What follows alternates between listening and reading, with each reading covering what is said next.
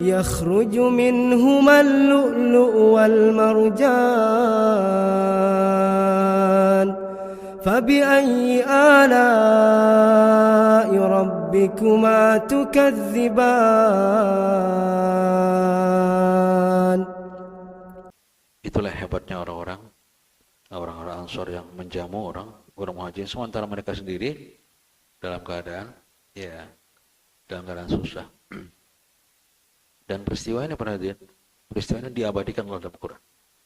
Yang mengabadikan bukan Allah, langsung mengabadikan di dalam Al-Quran. Setiap kita baca itu terkenang kita, Masya Allah. Wa aithiruna ala anfusihim walau kana bihim khasasah. Mereka mengutamakan orang lain sementara diri mereka pun dalam kesusahan.